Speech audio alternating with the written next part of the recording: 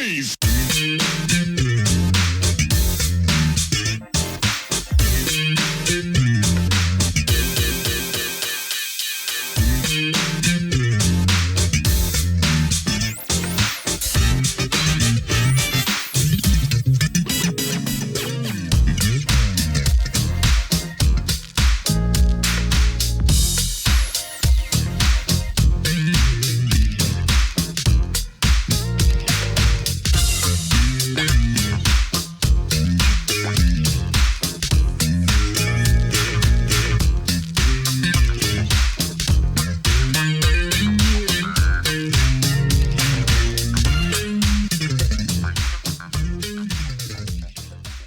Welcome to another edition of Truth and Rhythm. This is the interview show that gets deep in the pocket with contemporary music's foremost masters of the groove. I am your host, Scott Dr. GX Goldfine. If you enjoy this programming, subscribe to the Funk and Stuff channel on YouTube, which is where Truth and Rhythm lives, and be an advocate by spreading the word among fellow funk, jazz, and R&B music lovers. Join Truth and Rhythm's membership program through Patreon. You can also submit a direct donation to the cause anytime at funkandstuff.net. At that site, you can also purchase the book Everything's on the One, The First Guide of Funk. Shop for official Truth and Rhythm and Funk and Stuff merchandise, and use the Amazon links for all of your online purchases, which allocates a percentage to this show. For those of you who go the extra step in supporting the show, you have my heartfelt gratitude for allowing us to continue to shine the light on those special artists whose quest is to find truth in rhythm. I am pleased to welcome to the Truth and Rhythm Mothership bassist Aaron Mills, best known for his longtime association with iconic funk group Cameo. Having laid down countless ferocious grooves with that band from 1979 onward, he has also recorded with one of rap's premier acts in OutKast. Among his other credits are Ramsey Lewis, Charles Earland, CeeLo Green, and Gwen Stefani. And he has some new music of his own for 2023. Aaron, man, how are you? Thank you for joining me. Well, it's my pleasure, Scott. I'm sorry we had such a problem getting connected, but I'm here. I'm doing well. I'm well. All right. Yeah, well, we're going to make it work. You know, it's like you can't keep funk down. You know what I mean? Well, you can't stop the funk. Yeah. Ain't gonna let it happen for sure. And so you're my fellow North Carolinian here, right? That's where you are today. Yes, I'm in North Carolina, Durham, North Carolina. Yes. And waiting on the game. And you're from there originally, is that right? Yeah, I'm from North Carolina originally. Originally Asheville, up in the mountains of North Carolina. And anyway, I moved to Durham in the 70s, so I'm pretty settled in now. I'm settled in Durham, North Carolina. All right. Well, hey, you know, thank you for doing this. I appreciate it. I've been a fan for so long, you know, and you've laid down some of the, you know, most iconic and best funk grooves I think ever. So, you know, excited to have you. Well, it's my pleasure. As I said before, it's been great. All right, so let's dive right in then, and you know, forgive me if I step on you here and there. You know, when we just do the voice, it's a little more challenging to know when one of us might be saying something, but we'll make it work. Well, forgive me if I override you sometimes. I have a tendency, once I get going, I can't be quiet. So let's go. All right, here we go. Yeah. So, Aaron, man, your father played sax, I understand, and so you had music in the house. What steered you, though, to bass in particular? Well, when I was a kid, I was around 7 years old. My dad, he played with Lionel Hampton, and he played saxophone, and he was a vocalist. And my mother played piano in church, so I had music all around me. It was good growing up. And were you hearing mostly like jazz or standards, or what was playing around the house? Around the house, you had also my father was a DJ, a disc jockey on the radio station there, and so we had a little jazz going on, R&B, along with some R&B, and it was a very interesting home to be in, full of music. And why did you choose the bass? Why did that speak to you?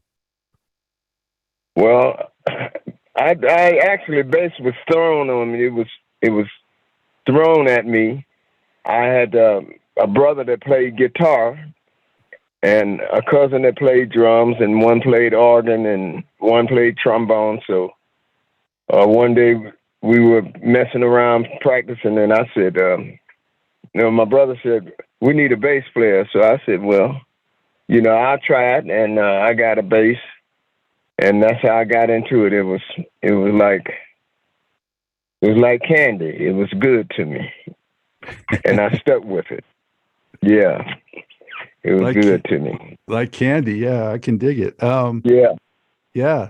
And then, who were some of your influences and heroes? On bass and just music in general. Well, of course, starting out, James Jamison, Willie Weeks, another bassist, Jaco Pastorio, him, and myself, and several cats, local cats. They were great. I met this bass player. He was playing with Chuck Jackson, and he didn't have nothing but the nubs on his hands.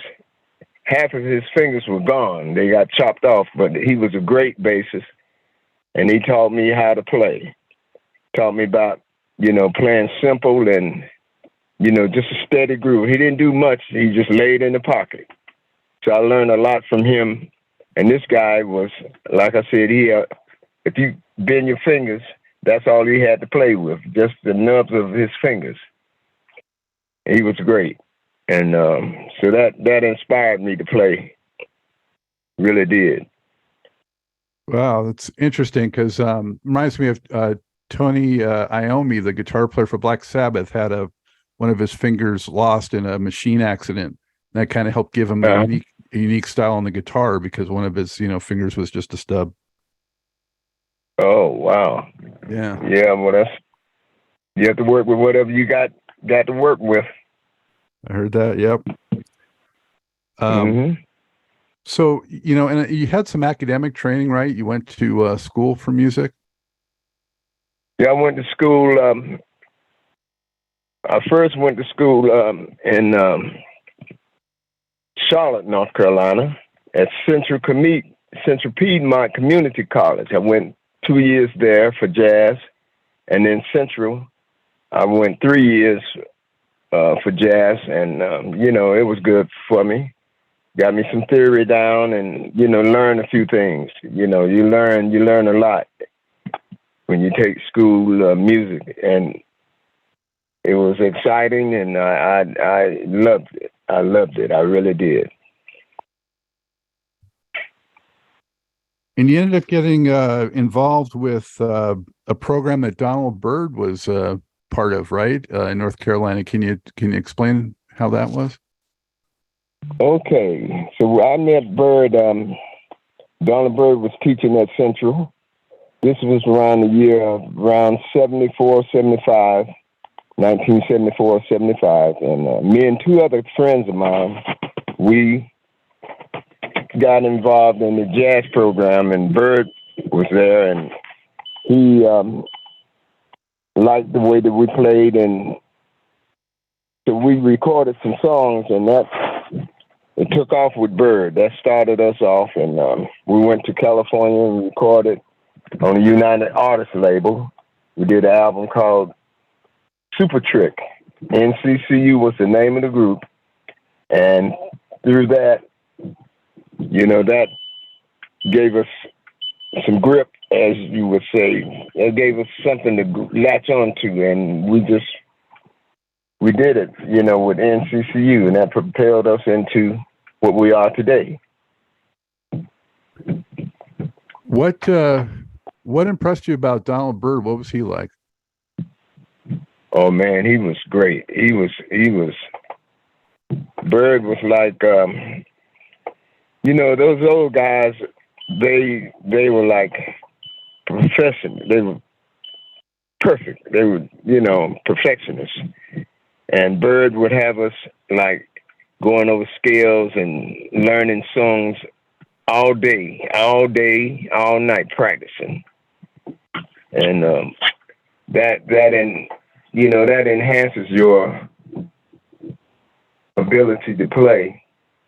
And Bird, he was like a master. He was the master. I mean, for a young kid coming out of North Carolina, wow, Donald Byrd at that time, I was blessed to be in his presence. And how big of a group was that? I mean, it must have been a lot of players, right? We had like about a 9-piece group, 8 or 9, yeah, 9 people in the group. It was big. Had horns, the whole thing. We had a big band. That's what we used to call it, a big small band. But it was big to me. It was great too. Well, and that's right around the time that he got the Blackbirds going too. So, did you get to meet those guys, or were you how aware were you of the Blackbirds? Well, I met the Blackbirds. I met Kevin, Tony, Orville, all the guys. I met them all. And sometimes we would go up to Howard University and play with them. It was a great experience to be around so much talent. It was good for me. It was really good for us. Well, and that record, for people that don't know, I mean, anyone who's a jazz funk fan should definitely check out that record. I Love Your Love, Donald Byrd. I think I did a cut with Byrd called I Love Your Love. And which is a very hidden, very good song. And I had another great bassist from Durham that recorded with Byrd, and Chip Crawford played piano. And this bass player's name was Ronnie Garrett. And they had a band called 125th Street, Donald Byrd and 125th Street. They were great. For NCCU, that whole record, was just great jazz funk. Very much, I thought, about at a level of the Blackbirds. I guess it didn't get the attention that they got, but it's right. Too bad, because it was a solid record. Oh, it was solid. It was a great record. Just unfortunately, it didn't get the attention like the Blackbirds and some of the other groups, but it was good. It was a good stepping stone, I tell you that. It was great. How come it ended up just being one and done on that project? Well, we had a production deal with Byrd, and we signed with the United Artists, and they just wanted one album, and we did that album, and after that we did another record. The group recorded another record, and we put it out by ourselves, and it just only went so far, but it was still good. It was great. And so, Aaron, I understand it was basically, was it Larry Blackmon saw that group play, or how did you make that connection? Well, back in the day, Cameo and NCCU, Frankie Beverly, groups from that era, we used to do concerts together, and we had one particular concert in Charlotte. And so Cameo was playing first, and they blew the speakers out, the monitors out off the stage, blew them out. And that's how me and Larry met. And so we just traded numbers, and from there became friends, and we just hooked up and did it, Got with Cameo. But there's a story behind that, if I may take the time to tell you. Oh, absolutely. That's why we're here, man. Go for it. All right. So why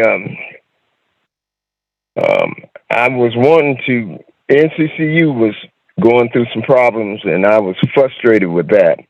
So one Sunday after church, I was putting my key in the door, getting ready to come in the house, and the phone was ringing. And so I made it to the phone. It was Larry Blackmon on the other end. He says, "This is Aaron Mills." And la da da da da. I said, "Yeah." And he said, "Well, look, man, we need a bassist. Will you come to New York?" And I said, "Heck yeah, I come to New York." So he sent me a plane ticket. That was the next day. That was on a Monday. I went to New York, and that Tuesday we rehearsed, and that Wednesday we went to play in Cincinnati I think it was Cincinnati, Ohio, and either Cleveland, someplace in somewhere in Ohio. But that's how I got started with Cameo. So wow. That goes to show you, you know, the little luck is involved in people making it. Some luck and also just being prepared when opportunity came, right? Oh yeah, you got to be prepared. That's what you don't even have to say that. You have to be prepared. Yes, I was blessed. How well did you know their repertoire? Did you already know some of Cameo's material going into that? Actually, I did not know anything about Cameo. I had heard them, but I didn't know it, But Bird had us so prepared for anything that comes about. I was reading music every day, and so prior to doing that first gig, I wrote some charts out, bass charts, and I just memorized them, and I did the songs. Wow. So that was about 1978? 77, 78, somewhere in there. It's been so long ago, I can't remember when it was. About 78. Yeah. So people know, that's when Cameo was big. There were like 10 guys, right? With a full horn section and everything. Oh, yeah. Cameo was a lot of members in Cameo. I saw Cameo play the Hollywood Palladium in California right around that time, and it was one of the wildest shows I had seen at that point. The guys were all over the stage, super active, and busy, and just really energetic show. Oh, yes. Yeah, Cameo has, at that time, we had like 14 people in the band, and we did an energetic show, a lot of choreography. You had to play and do choreography. Larry would not have it any other way. You had to play and sing, and you had to do it all. So, we had to be in shape. We stressed being in shape. And that's how we got the show together. Rehearsed every day, every night. And from there, it just blew up into everybody's face. Cameo was great. Who did you replace on bass? I replaced a guy by the name of Gary Dow. Yeah, Gary Dow, that's his name. Gary Dow from New York. He was a good bass player. But, and I've seen him, he came to one of our shows. We played at B.B. King's in New York, and he came out to the show. He's a very nice guy. And he plays well, too. But, anyway. Aaron, what struck you about Larry Blackmon in your early encounters with him? What was he like just in terms of his personality and also his talent? His talent, his personality was like, by Larry being a Gemini, you don't know what you're going to run him. One day he's one way, he may speak to you. Sort of like my dad. My dad was a Gemini too. He was hard on everybody. He loved to rehearse. And as far as a musician, he was a great funk drummer. He could play some funk. He was a great drummer. Impeccable timing. His timing was off the charts. And it's not often that you run into a drummer that can do all the things and just lay in that pocket and make you dance to it. It's phenomenal. He's great. How much direction did he give you what he wanted from you on bass? Well, at that time he let us go. Now, you know, we could play what we wanted to play, as long as it was good to his ear. And but he gave me the freedom to do what I wanted to do. Yes. You know, I mean, you know, a good musician knows what makes a drummer click. You know what I'm saying? A good bass player knows what a drummer wants. And I come from that school. You know, you just don't play anything. You got to play give it the right medicine, the right ingredients, you know. Just can't get up there and play what you want to play, but you got to, you know, fulfill his dreams, so to speak. You got to satisfy him.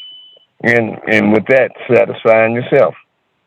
So it was great. Larry, I had no problems with Larry being the way he was and the way he is. How long was it? How long was it, Aaron? How long was it, Aaron, before you first went in the studio with them? How long was I with Cameo before I went in the studio with them? Yeah.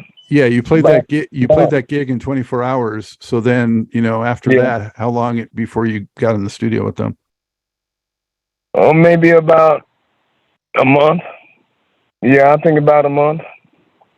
Did that gig, and because we had the Ugly Ego album, and I came in on Secret Omen. It was right after that. It was about a month.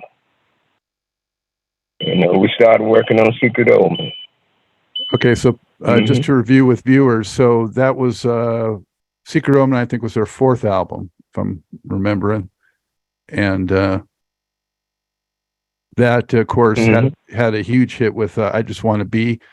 Are you on? Yes. Are you on that track? "I Just Want to Be"? Yes, I did. Yes, I am. I played "I Just Want to Be." All right, so I got to tell you, to me, that's like one of the most innovative funk tracks there was. You know, at that time, you know, you had Parliament, you know, and some others doing some stuff that was real innovative. But that track, you know, was definitely different, and I still think it's one of the, you know, best, most innovative funk tracks ever. So, what can you tell people, or do you remember about that coming together at all? Yeah, well, it was like we were in. We used to rehearse at this place called Daily Planet, and we were just rehearsing, and we, you know, like any band, just get together and play jam some. And we were jamming, and I must have did that on bass. And Larry says, "Man, do that again, play that again." Whoop, do do do do do do do do do. And I just laid it out for him. He wrote the lyrics, and we just formed the tune right there. I mean, you know, it was great. Just the percussion, the percussion they added to it, and the triangle, and all those elements, just are so cool in that track. Oh yes, very much. Yeah, Tommy Jenkins played the Krieger thing, whatever that Krieger or something like that. But Tommy was experimenting with that, and we came up with different sounds for that track, but it was a good track. Yes. And also that record had one of my favorite ballads by them, Sparkle. Yeah, Sparkle. Yeah, Sparkle. That's another one of my favorite Cameo songs, Sparkle, which is started off with the bass. And we just, you know, you just put things together and let it ride. Some of it you go with, some of it you say, you have to listen to it. You say, well, we can do without that, you know, just to to write a song is to like baking a cake. You know, you can put too much sugar in it. You can overplay and put a lot of stuff in it that's not needed. So we just keep it simple, but keep your part interesting, you know. And that sparkle was something else. That's what gave Sparkle the sparkle. Yes. And on keyboards then was Gregory Johnson, right? He was laying down some good keys too. Yeah. Gregory Johnson. And later on we had T.C. Thomas Campbell. I don't know if T.C. We got a keyboard player by the name of Thomas Campbell, but Gregory Johnson definitely. Yeah. Yeah, he was sticking the funk. He was. Oh yeah. Yeah. Yeah, he was funky. Yeah, on that mood playing stuff, and Greg, we called him the Funkster. He was funky. How'd you feel, Aaron, when you first heard one of your songs you were on the radio? Man, that is a feeling of, you know, I hate to say this, that's a feeling that make you want to think you made it, well, you made it to that point. But I felt great. I thought I was gone. I thought I was going to be big, and it's a good feeling. It's really a good feeling. All the time that I put into something to hear yourself on the radio, anybody in the arts, I mean, you know, it's a struggle. It's not, because a lot of people don't get there to hear themselves on the radio. To hear consistently, it can blow your mind. I tell you, it was great. It's a good feeling. Who were some of the other like contemporary funk bass players at that time that you were big on? You know, whether it was Bootsy or Larry Graham, Lewis whoever. Johnson. Yeah, who were some of the guys? Lewis Johnson, Brothers Johnson, Graham, Larry Graham, and as you said, Bootsy, Mark Adams, Nathan Phillips. With Nathan was, what's the name of the group? They from the Pleasure. Pleasure, yeah, Pleasure. Those guys, and there's just a host of great bass players.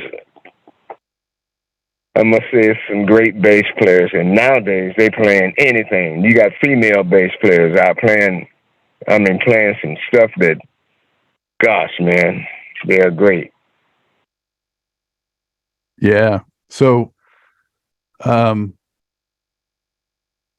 at that time, man, Cameo was just pumping out the records one after another, at least one album every year, sometimes two in a year, and every one of them was stacked with jams. So it was an incredible run. In the late '70s, early '80s. Mm-hmm. Yeah, Cameo was putting out 2 albums. I remember once we were putting 2 albums out a year. And it was a lot of studio work. And, you just have to do what you got to do.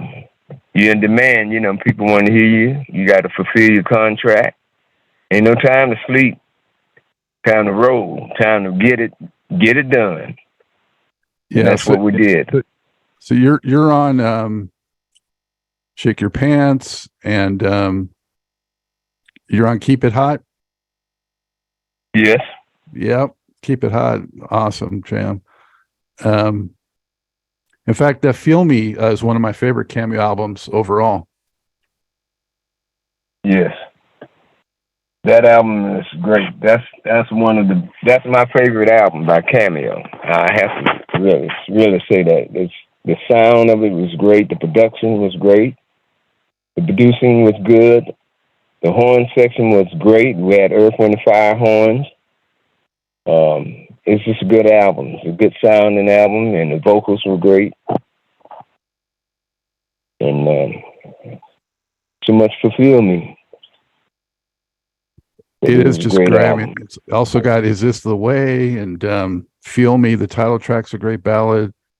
And It just started off too. That was with, it was an LP. So you had that side one was just three heavy jams. Just throw it down, your love takes me out, and keep it hot.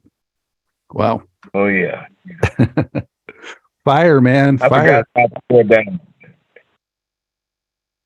Excuse me. What did you say?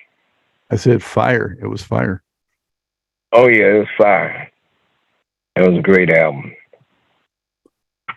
What do you remember? Feel me? What do you remember?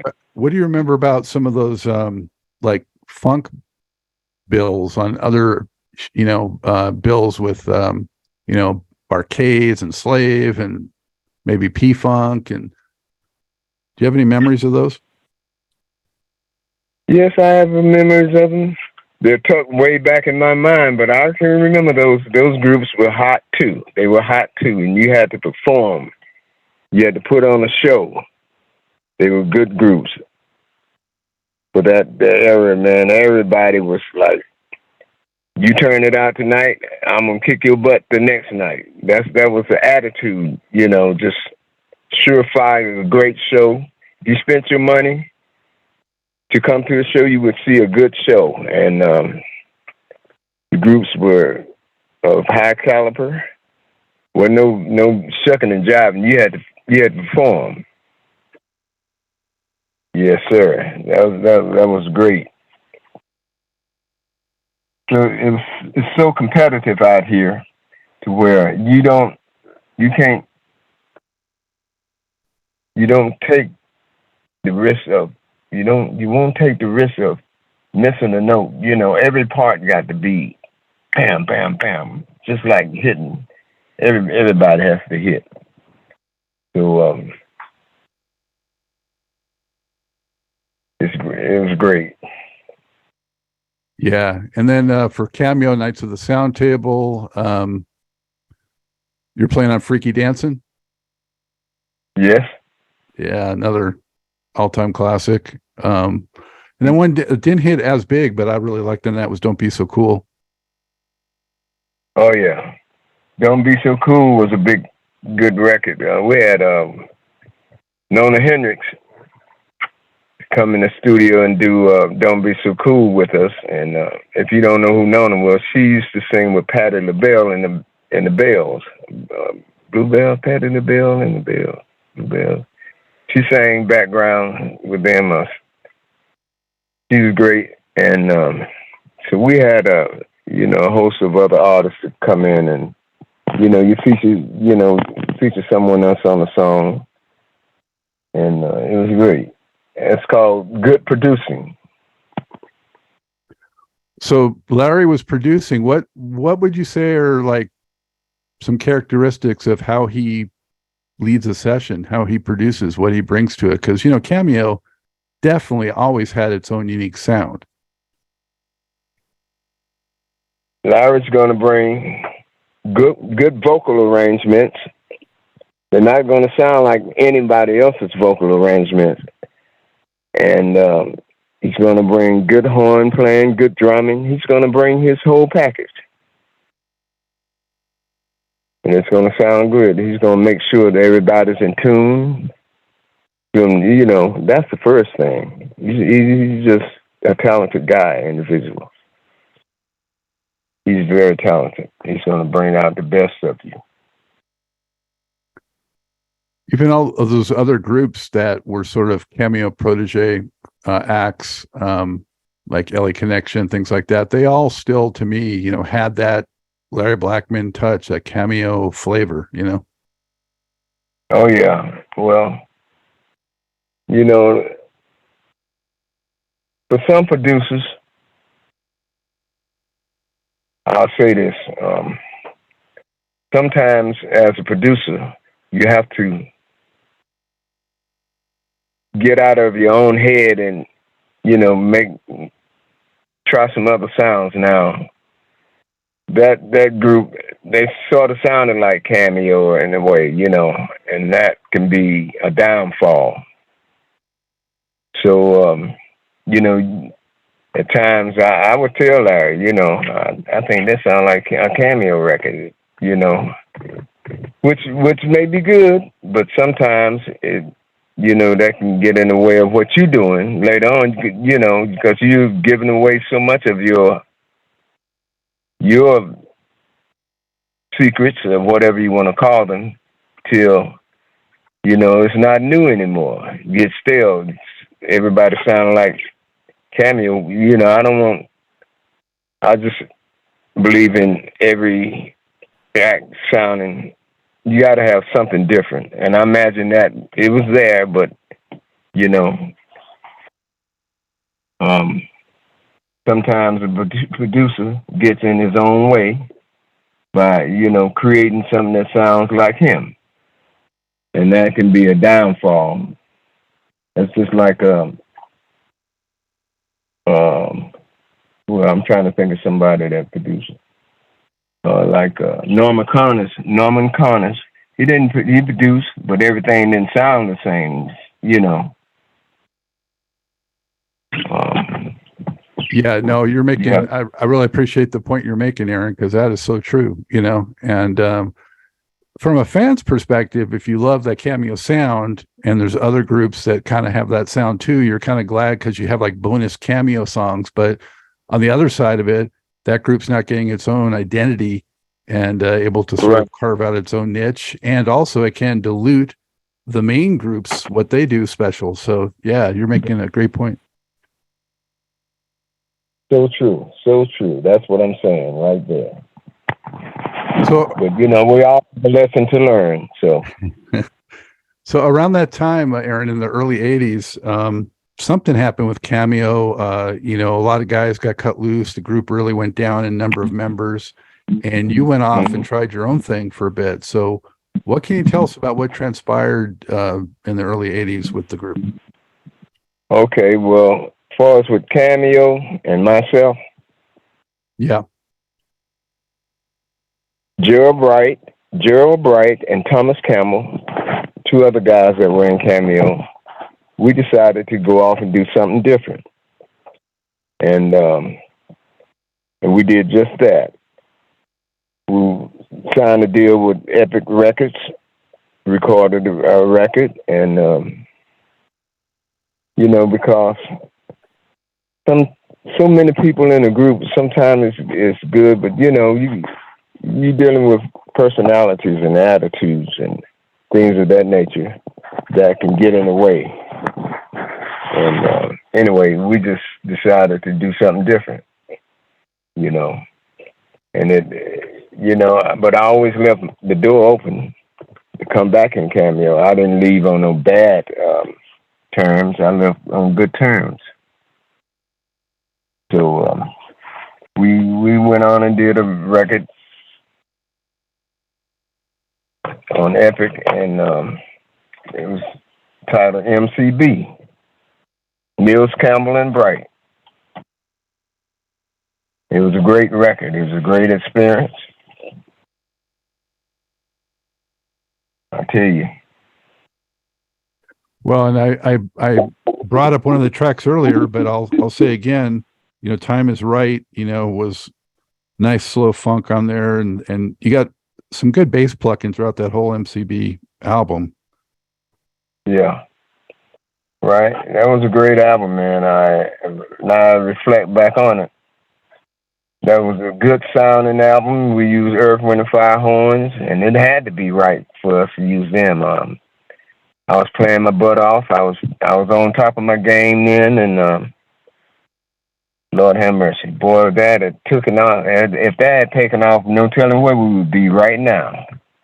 But we did that album, and it was fun doing it, and it was experience. It was a great experience doing that. Because everybody needs to have the room to grow. You want to be able to grow in your career. Not all the time somebody guiding you or telling you what to do. You need to get out there and find out what's going on yourself. And we did just that. And so it was a good experience. It really was.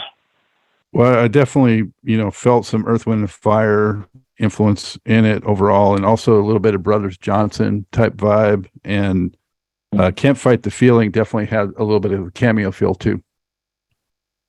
Mm-hmm.